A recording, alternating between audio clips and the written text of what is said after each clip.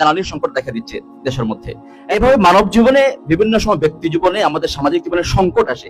এই সংকট থেকে উত্তরণ হওয়ার দুটো কোরআনিক আমল আমি বলে শেষ করবো আলোচনা ইনশাআল্লাহ।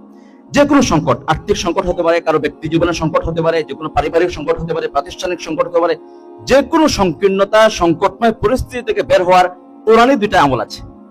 এর মধ্যে একটা হলো যেটা এই মাসের সাথে সম্পর্কিত, সেটা হলো তাকওয়া।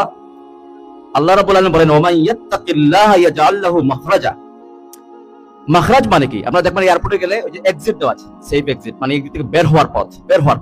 আল্লাহ তাআলা বলেন যে ব্যক্তি তাকওয়া অবলম্বন করবে, আল্লাহ রাব্বুল আলামিন বলেন ওয়া মান ইয়াত্তাকিল্লাহা ইয়াজআল লাহু মাখরাজা, তাকে আল্লাহ তাআলা যে কোনো সংকটময় পরিস্থিতি থেকে বের হওয়ার পথ খুলে দিবেন।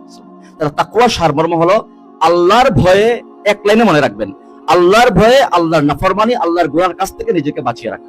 আর যে কোনো সংকটময় পরিস্থিতি থেকে বের হওয়ার আরেকটা আমল হলো যে ইস্তেগফার করা, বেশি বেশি ইস্তেগফার করা। আল্লাহ নবী সাল্লাল্লাহু আলাইহি ওয়াসাল্লাম বলেন মান লাযিমাল ইস্তেগফার, যে ব্যক্তি ইস্তেগফার করে নিজের জন্য আবশ্যক করে নেবে, জাআলাল্লাহু লাহু মিন কুল্লি হাম্মিন ফারাজা। খুব পরীক্ষিত আমল। আপনারা আমার কোনো কথাই যদি স্মরণ না থাকে তাহলে আমার এই কথার ভাষায় নিয়ে যান, মিন কুল্লি হাম্মিন ফারাজা। আল্লাহ নবী সাল্লাল্লাহু আলাইহি ওয়াসাল্লাম বলেন তার সকল দুশ্চিন্তা পেরেশানিকে আল্লাহ দূর করে দিবেন। সুবহানাল্লাহ। ওয়া মিন কুল্লি দিকিন মাখরাজা, তার যে কোনো সংকটময় পরিস্থিতি, যে কোনো সংকট থেকে বের হওয়ার পথ আল্লাহ তাআলা খুলে দিবেন। ওয়া ইয়ারযুকুহু মিন হাইসু লা ইয়াহতাসিব, আর এমন জায়গা থেকে আল্লাহ তাআলা রিজিকের ব্যবস্থা করবেন যেটা তার কল্পনার মধ্যেও ছিল না।